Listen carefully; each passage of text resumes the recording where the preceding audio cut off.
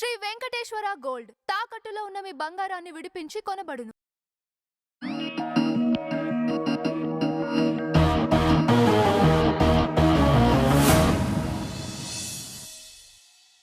Ma'am నమస్తే ma'am. నమస్తే. Ma'am, Kodali Nani గారు చాలా సంవత్సరాలు సైలెంట్గా ఉన్నాడు. మళ్ళీ మీడియా ముందుకు వచ్చాడు. మళ్ళీ పాత మాటలే అట్లనే టార్గెట్ చేయటం అదే విధంగానే మాట్లాడటం జరుగుతుంది. దీనిపైన మీ అభిప్రాయం ఏంటి? నిన్న కొడాలి నాని వీడియో నేను చూశాను. ఏం చెప్తాడని విన్నాను. విన్న తర్వాత నాకు అర్థమైంది ఏంటంటే ఆయన బాధపడుతున్నాడు అని అర్థమైంది.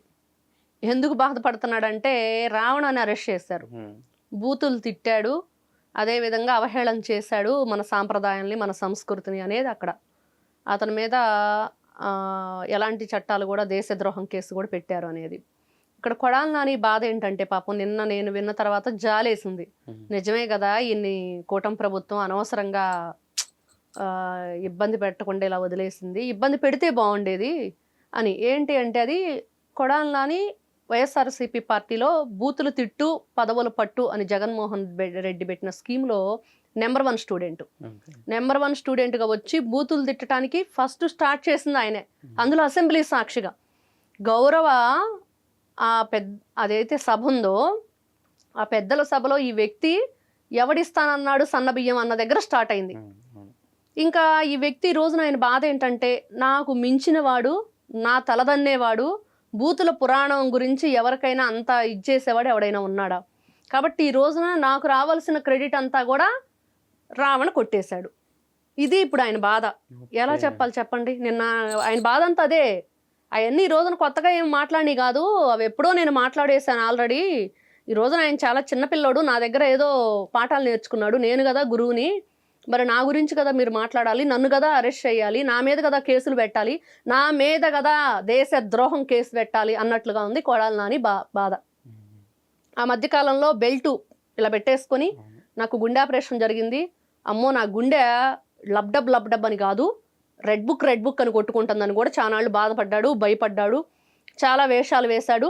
చంద్రబాబు నాయుడు గారు అనే దగ్గరకు వచ్చింది ఆయన భయం, పవన్ కళ్యాణ్ గారు అనే దగ్గరకు వచ్చింది ఆయన బాధ్యత. పవన్ అనగానే అంతకుముందు ఆయనకు జ్వరం వచ్చేది, లోకేష్ రెడ్ బుక్ అనగానే చెప్పుకున్నాం కదా, గుండె కూడా కొట్టుకోవటం ఆగిపోయింది అనమాట. అందుకని ఆ బెల్ట్ పెట్టుకొని వచ్చేవాడు. ఇంత దారుణంగా బిహేవ్ చేసిన వీళ్ళు, జగన్ నాటకాలు ఆడుతున్న వీళ్ళు ఈ రోజున బయటకు వచ్చేసి మీరేదో మాట్లాడేస్తే మేము వినేస్తాం పాపం. ఇంకేముంది పాపం కొడాలి నాని బయటకు వచ్చేసాడు ఏదో చెప్తున్నాడు అని చెప్పేసి. మీరు పనికి మాలిన వ్యక్తులు అయిపోయారు. ఆ మధ్య ఏమన్నాడు, ఉద్యోగాలు బీకేశారుగా మాకు, ఇంకెందుకు వస్తాం మేము అన్నాడు. మరి ఉద్యోగాలు బీకేసిన తర్వాత ఇప్పుడు ఎందుకు వచ్చావు? ఇప్పుడు కూడా నీకు ఉద్యోగం లేదుగా, ప్రజలు ఇస్సిరి కొట్టారు కదా, మరి ఇస్సిరి కొట్టిన తర్వాత ఎందుకు వచ్చావు?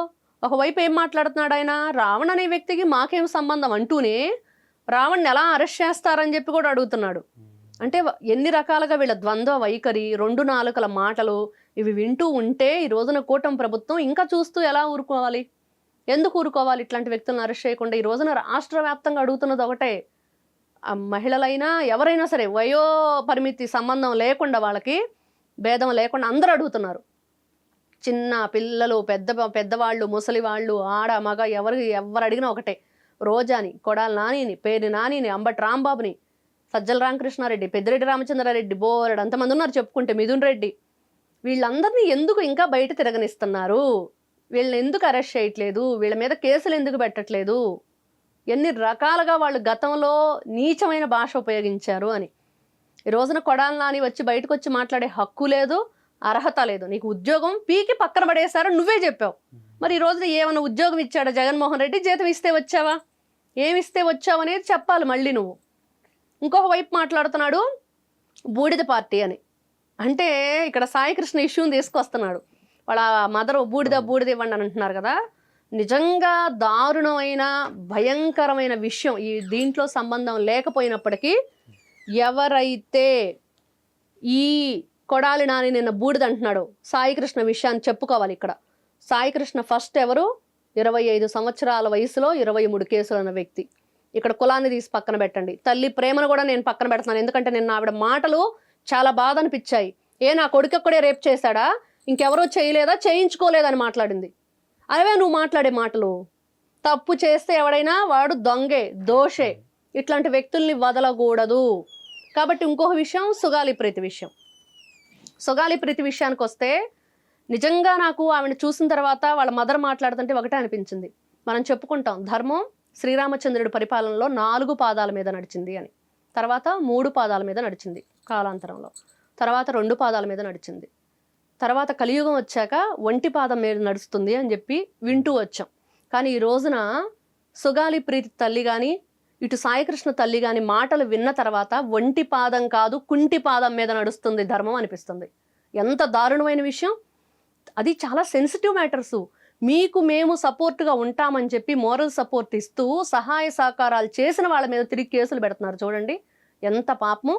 మరి అది వాళ్ళ ఇది. కాబట్టి ఈ ఎవరైతే కొడాలని మాట్లాడుతున్నాడో బూడిద పార్టీ అని చెప్పేసి ఫస్ట్ ఆయన సమాధానం చెప్పాల్సింది, బాబాయ్ గొడ్డలి వేట ఎలా జరిగింది, ఎవరు చేశారు, ఎందుకు చేశారు, మీరు 5 సంవత్సరాల అధికారంలో ఉండి మీ అరాచక పరిపాలన ఎలా కొనసాగింది దాని గురించి చెప్తే అప్పుడు బూడిద పార్టీనా గొడ్డలి పార్టీనా ఏది కరెక్ట్ అనేది ప్రజలు మళ్ళీ నిర్ణయిస్తారు. ఖచ్చితంగా ఓటు ఎవరికి పడుతుందో మళ్ళీ వచ్చి నువ్వు మళ్ళీ మీడియా ముందుకు నా ఉద్యోగం పీకేశారని చెప్పుకునే రోజులు అతి త్వరలోనే ఉన్నాయి. కాబట్టి కొడాలి నాని అంటం కన్నా కూడా బూతుల నాని అంటే అందరికీ తెలుస్తుంది. ఈ బూతుల నాని గురించి చెప్పుకోవాలంటే ఆయనే వచ్చి స్వయంగా ఆయన వీడియోలు ప్లే చేసి చూపిస్తే సరిపోతుంది. ఇంక ప్రత్యేకించి ఎవరు చెప్పాలి చెప్పండి. కాబట్టి ఫస్ట్ నిన్న ఏదైతే ఆయన మాట్లాడుతున్న మాటలకి నాకు తెలిసింది ఏంటంటే బాధపడుతున్నాడు, నన్ను పట్టించుకోవట్లేదు, నా బూతులు గతంలో ఎవరు కూడా పరిగణలో తీసుకోలేదు, నా మీద కేసు పెట్టలేదు, ఈరోజు రావణాన్ని హైలైట్ చేశారన్నదే బాధగా కనిపిస్తుంది తప్ప నుంచి ఇంకోటి లేదు. ఇక్కడ కొడాలి నాని గురించి ఇంకోటి కూడా మాట్లాడుకోవాలి. ఉపా చట్టం అనేది UAPA చట్టాన్ని నిన్న మనం విన్నాం. ఎందుకు పెట్టారు ఎలా పెట్టారు అనేది కూడా తెలిసింది. వాళ్ళు ఎలా అన్పార్లమెంటరీ వర్డ్స్ యూజ్ చేశాడు అనే దాని మీద. మరి ఉప్మా చట్టమా ఇడ్లీ చట్టమా అంటే ఎలా చూడాలి కొడాలి నానిని? ఈ రోజున మన భారత న్యాయస్థాన చట్టాలకు సంబంధించి ఆ సెక్షన్లకు సంబంధించి కూడా వీళ్ళు అవహేళన చేస్తున్నారు. పిచ్చివాగుడు వాగుడుతున్నాడు కొడాలి నాని.